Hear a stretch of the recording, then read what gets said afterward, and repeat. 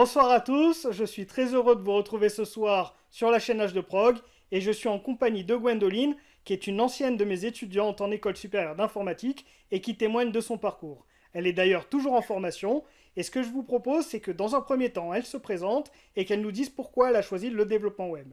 Bonjour Gwendoline, je te remercie d'avoir accepté ce témoignage et du coup, est-ce que tu peux nous dire un petit peu qui tu es et pourquoi tu as fait ce choix? Oui, bonjour, donc je m'appelle Gwendoline, j'ai 23 ans.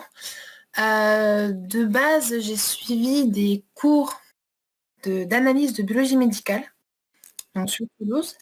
Et parce que la science, tout ce qui était science dans le domaine du médical me plaisait énormément. Mais je me suis rendu compte en fait que dans le futur, le métier était très automatisé. Tout se faisait par automate et moi, ce qui me plaisait en fait dans ce métier, c'était que nous, en tant que techniciens, on faisait nous-mêmes les, les analyses à la main. Mais maintenant, tout est automatisé. Donc, ça m'a déplu. J'ai été déçue donc, au cours de mes stages. Et un jour, on m'a parlé d'une formation pour devenir informaticien, enfin ingénieur en informatique dans mon coin. Et ça m'a plu et j'ai voulu tenter l'expérience, sachant que je n'avais jamais touché à un code de ma vie. Et du coup, j'ai commencé la formation et je me suis rendu compte que ça me plaisait énormément, qu'on pouvait faire d'énormes choses. D'accord. Et entre autres, justement, moi je t'ai enseigné la première année, aujourd'hui tu es en seconde année, c'est bien ça? En fin de C'est seconde ça. année? Voilà. Mm, mm. Et du coup, bon, je t'ai enseigné en première année sur le développement web. Est-ce que tu peux nous en parler un petit peu de cette première année, comment ça s'est déroulé, ce que vous avez vu, etc. La première année, donc on a commencé par les bases, donc l'algorithmie. C'est ça. Donc plus poussé que ce qu'on peut voir quand on est lycéen, quoi que ce soit. C'est tout ce qui est, enfin les bases. Et après ça, on a commencé à voir tout ce qui était développement web. Donc on a commencé donc la création de sites. Donc on a commencé par du code de JavaScript, pardon. Et donc ça, c'était pour le début de la première année. Et en fin de première année, pardon, on a vu tout ce qui était donc du PHP. Voilà.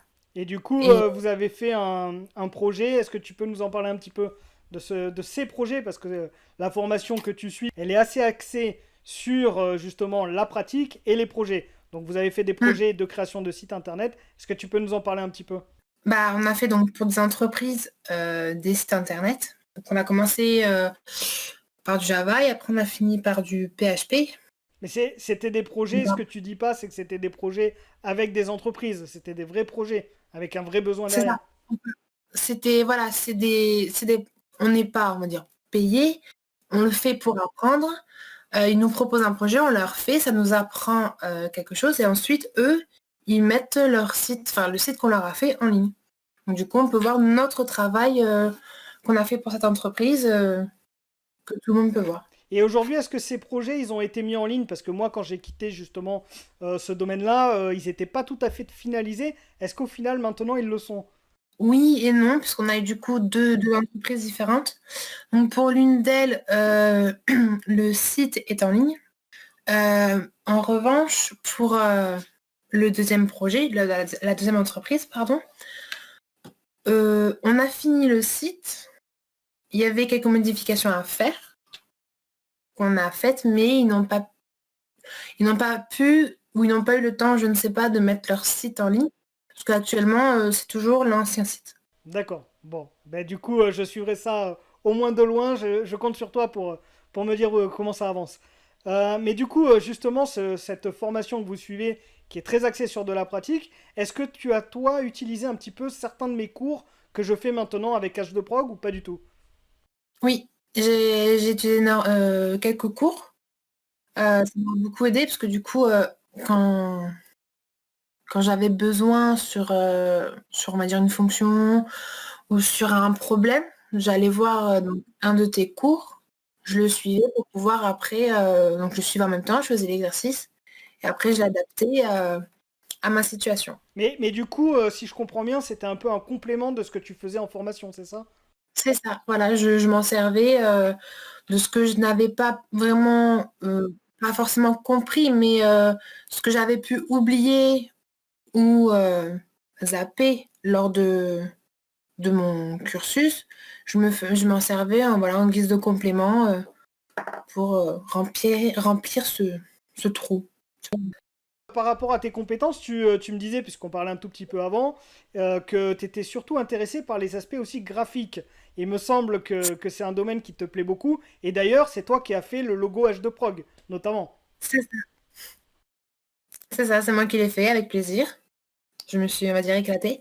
Tout ce qui est graphique, ça me plaît bien. Je m'éclate à découvrir des nouveaux trucs, des nouvelles façons en fait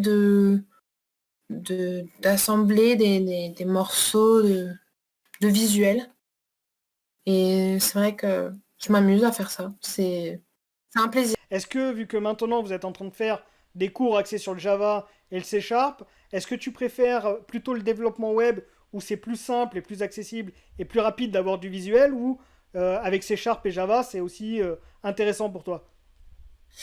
Alors, je dois dire que le l'Android est pas mal, c'est vrai. Mais c'est vrai que je préfère encore plus le développement web, surtout en PHP. C'est vraiment ce qui m'a plu énormément. Et j'aurais aimé continuer à faire ça, mais malheureusement, faut voir d'autres langages. Mais non, Android, ça me plaît, mais voilà, je préfère plus faire du PHP et créer des sites internet. Gwendoline, je te remercie pour cet échange. Est-ce que peut-être tu aurais un dernier mot à donner, peut-être un conseil à faire pour les personnes qui voudraient se lancer dans l'apprentissage de l'informatique et en particulier du développement web, et surtout pour les femmes, parce que pour le coup, dans ce domaine, il y a quand même beaucoup plus d'hommes que de femmes, et ce qui est assez dommage, et je pense pas qu'il y ait une raison particulière à cela. Donc est-ce que tu aurais une recommandation peut-être pour inciter les femmes à se lancer aussi dans l'informatique et dans le développement web? Alors, donc, un petit conseil. Si vous avez envie de tenter de nouvelles choses, de vous lancer dans le domaine de l'informatique, faut pas avoir peur, parce que tout comme moi, je n'avais aucune base, j'y connaissais rien. Donc, quand on parlait de Java, je pensais à la base antivirus Java, ce qui est pas du tout le cas. Et vous voyez, je suis en deuxième année, je m'en sors très bien. Donc, si vous voulez tenter l'expérience, tentez-le. Ça ne coûte rien, au contraire, ça vous fait des bagages en plus. Après, si vous êtes une femme, n'ayez pas peur. Parce que dans le domaine informatique, c'est vrai qu'il y a beaucoup d'hommes, comme disait Mathieu, mais travailler avec des hommes, c'est des fois plus agréable que travailler avec des femmes. Et les hommes sont plus... Si on tombe sur une bonne équipe, on peut beaucoup rigoler comme très bien travailler. J'ai travaillé pendant un mois avec des hommes, donc pour me mettre dans une entreprise donc d'informatique, pour me mettre dans le bain, pour voir comment ça se passait. Donc c'était juste un petit boulot comme ça, je traitais juste les mails, je faisais pas non plus un grand boulot. Mais voilà, j'étais entourée d'hommes et ça s'est très bien passé. J'ai passé un mois extraordinaire. J'ai rencontré de nouvelles personnes. Quel est le frein peut-être principal pour les femmes justement à ne pas choisir l'informatique? Est-ce que tu as une idée? Bah, parce que l'informatique, c'est vrai que c'est vu comme un métier d'homme et que nous, les femmes, je sais pas. Je vais pas dire qu'on pense qu'on n'est pas intelligente parce qu'il y a beaucoup de femmes qui sont devenues très célèbres et qui ont fait des choses extraordinaires. Mais c'est vrai que dans la société d'aujourd'hui, bah, une femme, qu'est-ce que ça doit faire en général? Bah, coiffeuse, esthéticienne. Mais tu es sûr que cette mentalité, elle existe toujours de nos jours? Parce que moi, de mon côté, c'est pas du tout une mentalité que je conçois. Pour moi, les femmes peuvent faire tout à fait des métiers d'hommes et en particulier venir dans l'informatique. Il n'y a vraiment aucune raison pour laquelle elles le font pas, quoi. Oui, après, toi, tu le vois en tant qu'homme. Après, les femmes, ce qu'elles pensent. Parce que je dis pas que c'est les hommes qui pensent cela. C'est nous, en tant que femmes, bah, je suis une femme, bah, je vais faire des études de coiffure, des études d'esthéticienne.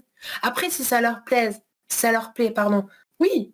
Mais si une femme a envie de se lancer dans le domaine informatique, elle peut. Je vois pas pourquoi elle pourrait pas. Si ça lui plaît et qu'elle a envie de tenter l'expérience, l'aventure plutôt, elle le peut. Faut pas, voilà. En fait, c'est surtout la mentalité de nous, les femmes. Parce que moi-même, avant, j'aurais jamais pensé que je finirais par faire des études d'informatique. Mais je suis là maintenant et je ne regrette pas mon choix. Eh bien, c'est parfait. Je te remercie beaucoup, Gwendoline, pour cet échange. Je te souhaite de réussir cette deuxième année. Et du coup, ben, on se tient au courant pour la suite. Pas de souci.